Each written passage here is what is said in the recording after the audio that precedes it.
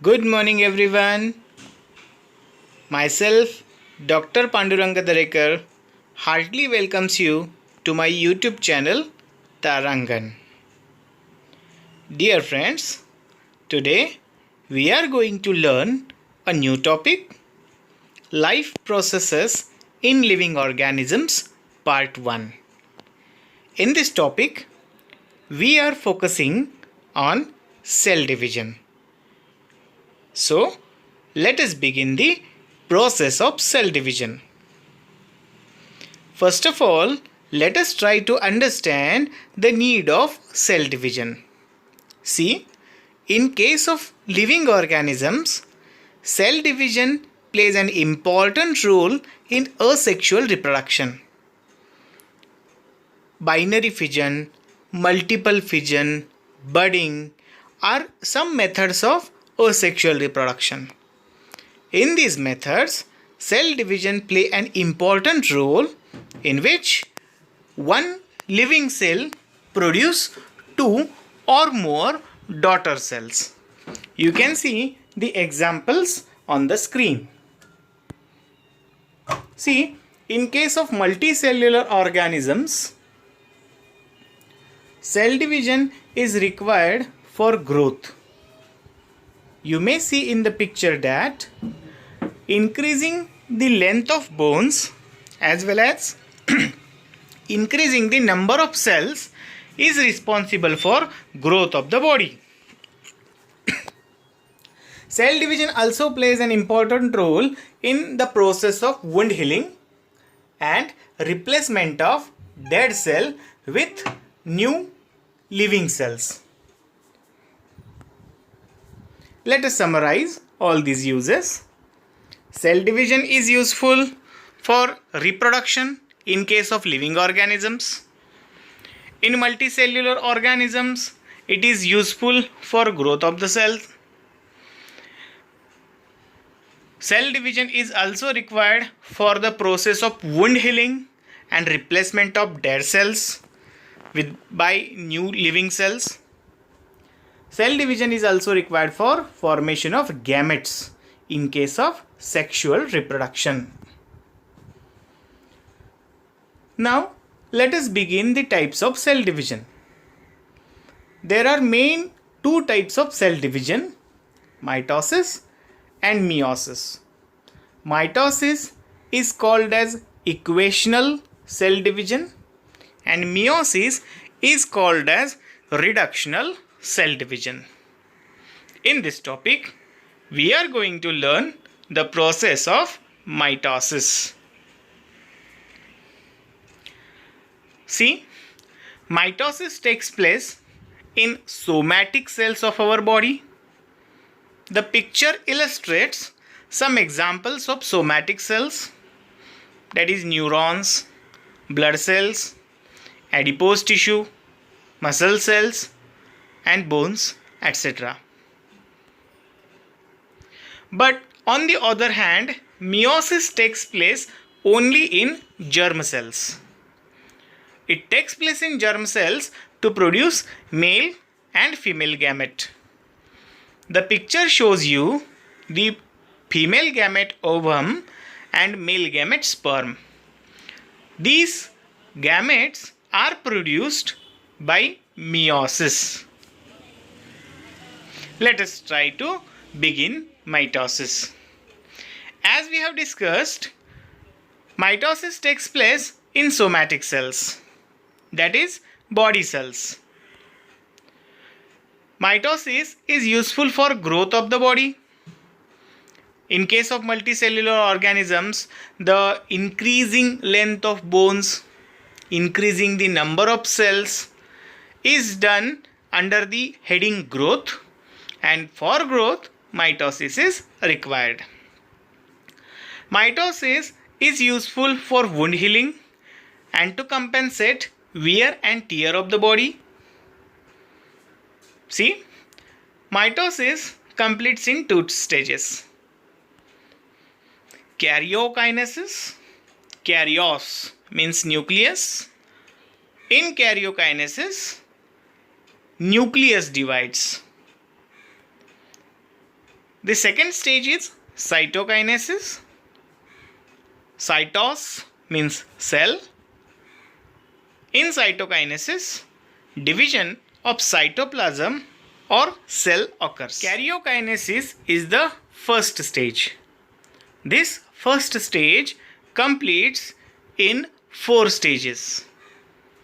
Following are the stages of karyokinesis: prophase, metaphase, anaphase, and telophase. With the help of these 4 stages, karyokinesis completes.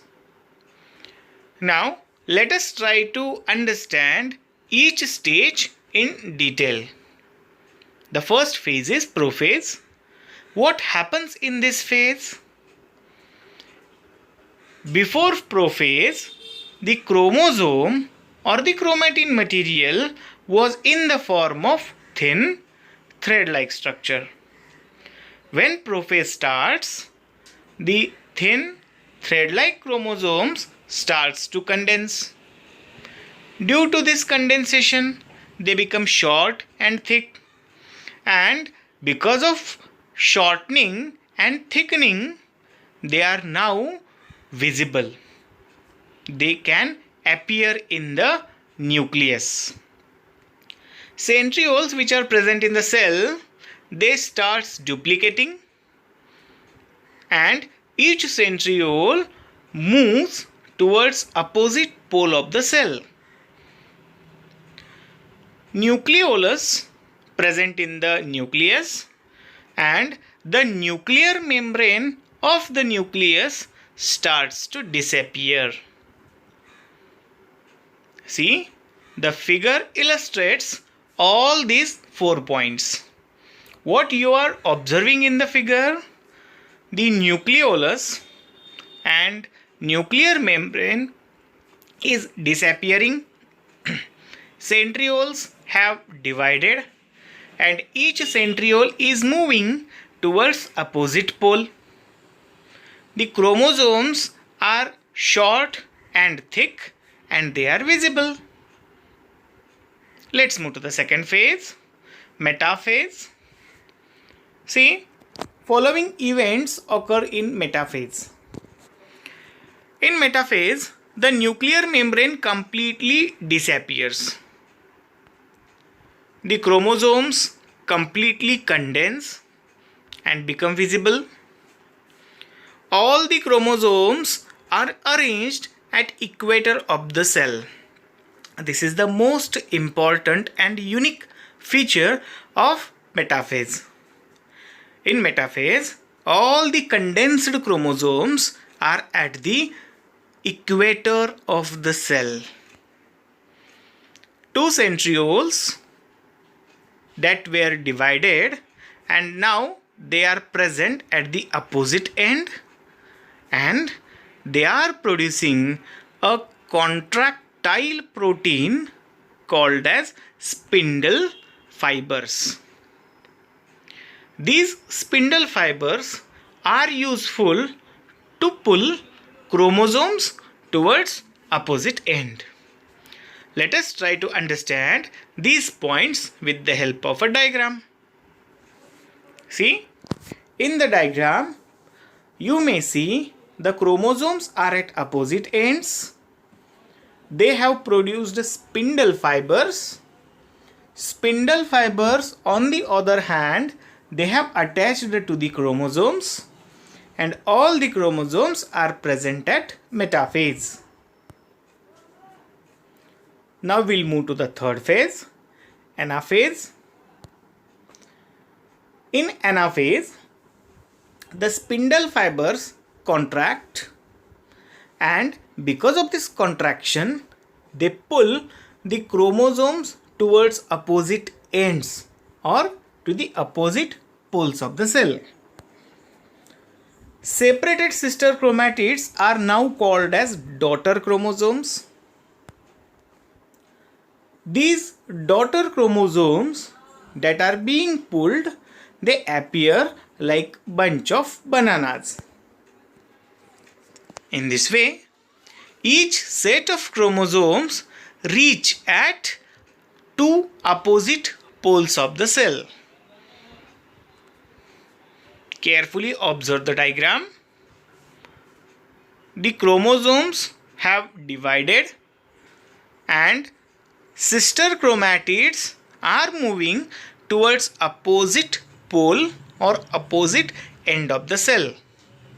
Are they looking like bunch of banana? Let's go to the next phase, telophase. This is the ending phase and this is also called as reverse of prophase. The events that were taking place in prophase exactly reversed in this phase. What happens in this phase? See, the chromosomes have reached at the opposite ends. The chromosomes start to decondense. Previously, the chromosomes were condensed, they were thick and they were visible. But now, when they start to decondense, again they try to become thread-like. The chromosomes become thread-like, and because of this very thin structure, they are not visible in the nucleus. The newly formed nuclei that are called as daughter nuclei, these daughter nuclei start to make the nuclear membrane around themselves. Hence the nuclear membrane starts to reappear. The nucleolus starts to reappear and the spindle fibers disappears completely. Are you finding all the points in reverse direction of prophase? See, the cell now contains two daughter nuclei. These two daughter nuclei are having reappearing nuclear membrane and reappearing nucleolus. When telophase completes, we can tell that the karyokinesis has taken place. The cell now contains two nuclei and now it's a time to divide the cell or cytoplasm. But how cell divides? In plant cell and in animal cell, there are two different ways of cytokinesis. See, in case of animal cell, a furrow occurs at the middle of the cell. This furrow goes on increases and finally two cells separate as daughter cells. But in case of plant cells, the method is quietly different. Here the furrow doesn't form, but instead of furrow there is a cell plate formation. What is cell plate formation? The cell plate or the folding occurs at middle of the cell. This plate increases in length and finally it reaches to the edges, that is to ends. Here the cell divides with the help of cell plate formation, and in animal cell the cell divide with the help of furrow formation. Have you got the difference? Now let us summarize the significance. If the question comes to you, what is the significance of mitosis? You can mention that in unicellular organisms, mitosis play an important role in asexual reproduction. In multicellular organisms, it is useful for growth of the body. In case of multicellular organisms, mitosis is required for replacement of dead cells and also for wound healing. Mitosis in this way play an important role in somatic cells. Have you understood this process? Visit Tarangan frequently to learn science easily. Goodbye.